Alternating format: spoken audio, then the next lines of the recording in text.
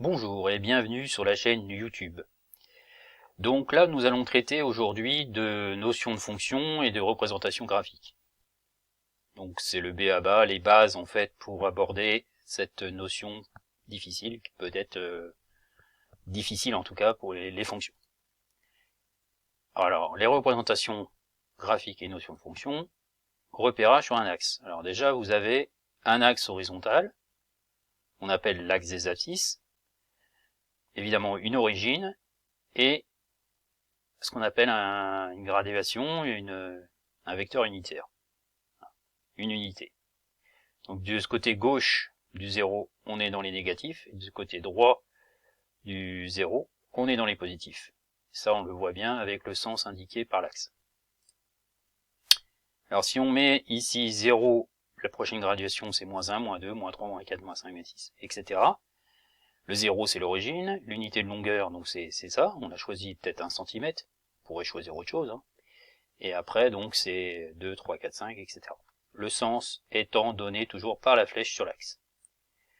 Donc là, l'abscisse de B, c'est moins 2,5 par exemple, l'abscisse de C c'est 2,5 et l'abscisse de A c'est 4. Si on est dans un plan, cette fois-ci, on travaille sur une feuille, sur un plan, comme son nom l'indique, donc on va avoir des coordonnées. Les coordonnées c'est quoi? Eh bien, c'est un point, donc c'est pour situer, positionner quelque chose sur une feuille par exemple, avec l'abscisse en premier, et en deux, séparé par un virgule, avec l'ordonnée. Abscisse, horizontale, ordonnée, verticale. Donc 3 moins 2, ça veut dire qu'on va se déplacer de 3 vers la droite, regardez bien le sens, et on va descendre de moins 2, ce qui veut dire que notre position ici, de A est bien là. Pensez à la bataille navale, c'est un peu pareil. Ensuite, il y a aussi une notion importante au niveau des fonctions, ce qu'on appelle la notion d'image et d'antécédent. Vous avez ici une courbe qui représente une fonction. Alors l'image justement de ce point-là, qu'on voit ici en vert, eh bien c'est 3. Il faut suivre la ligne verte. Si par contre vous partez de l'axe des ordonnées, vous partez de 4 pour aller chercher l'abscisse, là vous cherchez ce qu'on appelle l'antécédent. L'antécédent de 4, c'est 1. Voilà. Et l'image de moins 2, 25, c'est 3.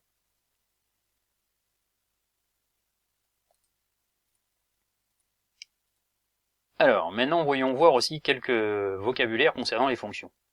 Voici la courbe représentative d'une fonction. On voit que lorsque la courbe descend, lorsqu'on parcourt la courbe de la gauche vers la droite, la courbe ici descend, ça veut dire la fonction est décroissante sur cet intervalle. Ensuite, là vous avez un minimum. Ensuite, elle remonte, donc elle est croissante, jusqu'à un maximum, puis elle décroît à nouveau sur un autre intervalle.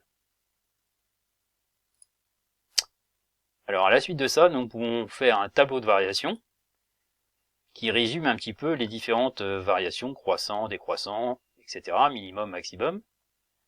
Donc sur la première ligne, on va mettre l'abscisse.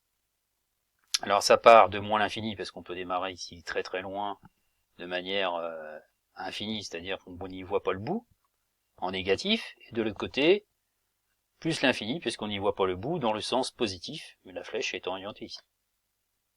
Entre les deux, on va faire apparaître les minimums et les maximums, c'est ce qu'on appelle les extrémums en mathématiques. Donc le minimum ici à moins 2, le maximum à 1,5 en abscisse, moins 2 c'est là, hein.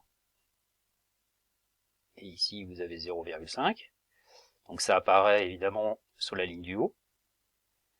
Et enfin donc sur la ligne du bas, vous allez faire apparaître l'ordonnée, qu'on appelle y ou f de x en ce qui concerne les fonctions. Donc en moins l'infini, on voit qu'elle est décroissante, elle décroît jusqu'à moins 1. Alors pourquoi moins 1? Tout simplement parce que si vous allez au minimum ici, si on va voir sur l'axe des ordonnées, on aura moins 1 ici. Et après, donc si on remonte, donc c'est pour ça que vous avez une flèche qui monte ici dans le tableau, puisqu'elle est croissante, jusqu'au maximum ici, qui aura pour valeur 4. Ça veut dire qu'ici, le maximum en ordonnée c'est 4. Voilà pourquoi c'est marqué 4 ici. Et à nouveau, ça redescend. Donc là, ça redescend. Voilà. Vous en savez un petit peu plus sur les fonctions.